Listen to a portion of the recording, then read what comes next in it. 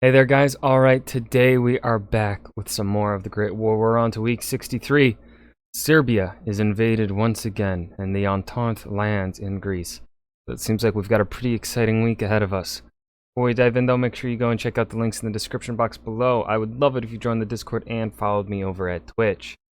Okay, I don't think there's really anything to say here at the beginning. Let's just go ahead and dive right into week 63. Last year, 1914, Serbia was repeatedly invaded by the Austro-Hungarian Imperial Army, but managed to repel the invaders each time. Over the following winter and spring, a typhus epidemic secured Serbian borders, but at a great cost in lives. And over the summer, Serbian enemies had their hands full on other fronts. But this week, Serbia is invaded once again. Yay? Not yet? Probably not yet. I'm Indy Nidell. Welcome to the Great War. The big news last week were brand new French and British offensives on the Western Front in Artois, Champagne, and at Loos.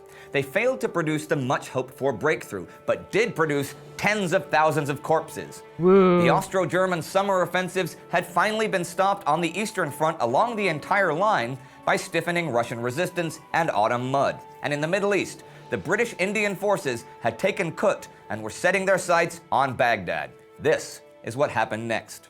One other reason that the German offensives in the east had come to a halt is that their chief architect, General August von Mackensen, had been called to another theater of war. German Army Chief of Staff Erich von Falkenhayn had sent the German 11th Army to join his Austrian counterpart Konrad von Hotzendorf's forces under the command of Mackensen to invade Serbia from the north and knock her out of the war. Another Balkan nation, Bulgaria, was going to join the war and attack from the east. The Bulgarians had seen the enormous success of Mackensen's earlier offensive in Poland and Galicia and thought this would be a good time to get the land in Macedonia they'd been promised after the Balkan Wars of 1912 and 1913, but never given. They were now promised plenty of land at Serbian expense, and they'd agreed last month to join the Central Powers, though they were going to wait until Germany and Austria had invaded, since they were justifiably skeptical of the Austrian army's prowess after its losses against Serbia in 1914. Taking Serbia out of the war would not only close its front with Austria-Hungary and free up a bunch of Austro-Hungarian troops, it would open up a land route from Germany to the Ottoman imperial capital Constantinople, so the Germans could then supply the Turks, who were still locked down at Gallipoli. On October 2nd, British Foreign Secretary Sir Edward Grey said, "The situation is one of utmost gravity," and notes that Austrian and German officers had arrived in Bulgaria to take direct command of local troops. On the 3rd, Russia issued an ultimatum to Bulgaria that basically said, "We know what you're up to, and you better not do it." And on October 6th, And Bulgaria just says, bet. 1915, the Austro-German combined assault began with a heavy artillery bombardment on Serbian positions on the Danube and Sava rivers. German and Austrian bridgeheads were established pretty much right away, and once the Serbian lines were broken, the weight of the invaders, some 400,000 strong, overwhelmed them. On the 7th, the invaders crossed the Sava. Oh, I'm so glad they're finally adding these kind of animations into this series. This was much needed. Drina and Danube rivers. On the 8th, the Serbs evacuated Belgrade, and on October 9th, 1915, Austro-Hungarian imperial forces occupied Belgrade, capital of Serbia. Meanwhile, Bulgarian forces concentrated around the Serbian border to the east, but to the south, in Salonika, Allied troops began landing on the 5th, and by the end of the week, there were 20,000 Allied troops there. Also at the end of the 20,000 against 400. I think they'll do great. week, Austria-Hungary invaded Montenegro. This whole front was getting really, really ugly.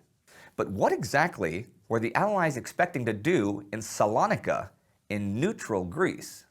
Well, by now, it was pretty apparent that the only thing that could prevent Bulgaria actively joining the war and attacking Serbia was a show of force. But where was that going to happen? The Austrian navy was a big threat in the Adriatic, and there weren't harbors on the Albanian coast that could support a big Allied landing, so the Greek port of Salonika was pretty much the only choice.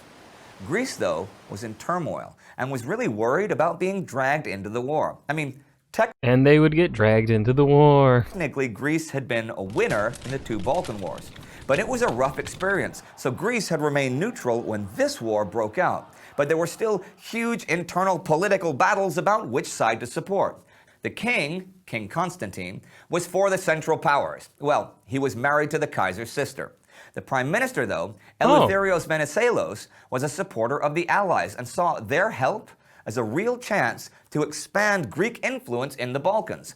So, as the threat to Serbia grew, the Allies sort of bullied Greece using Venizelos as their inside man, who made the offer of allowing British and French troops to land at Salonika, which they did, as I said.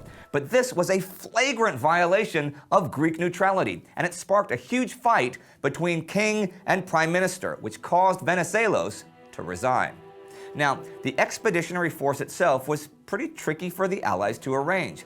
Only the French acceptance of total failure at Gallipoli allowed them to pull over troops, so they sent a division, and the British managed to send a division too.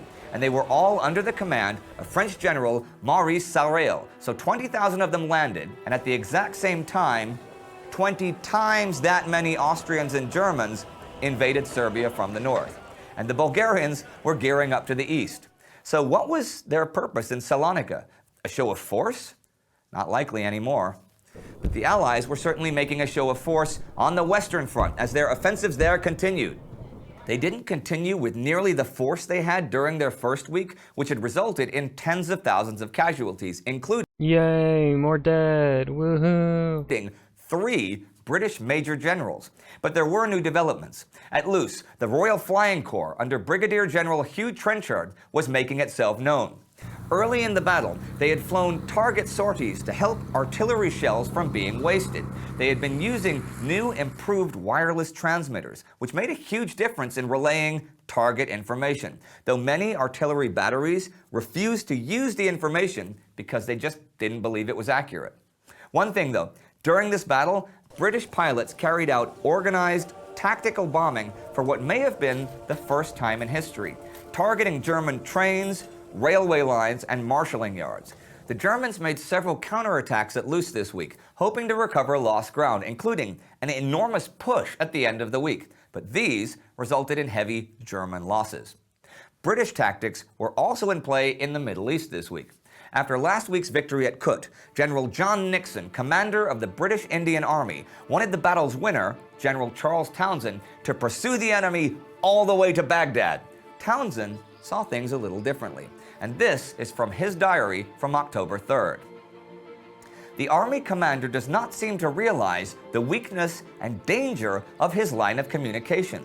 We are now 380 miles from the sea, and we have only 2 weak divisions, including my own, in the country. There is my division to do the fighting, and Gorringe's to hold the line of communication from Kut to the sea. Thus, there is no possible support to give me if I receive a check.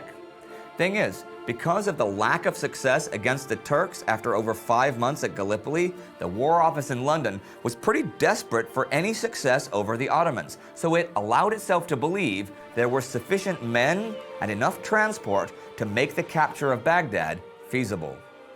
We haven't looked at the Eastern Front this week, but the Russians had begun new attacks in the region of Dvinsk. We'll see more of that soon. And a note I didn't have time to mention last week. On September 27th, in the Italian port of Brindisi, Austrian saboteurs destroyed the Italian battleship Benedetto Brin, killing 456 sailors.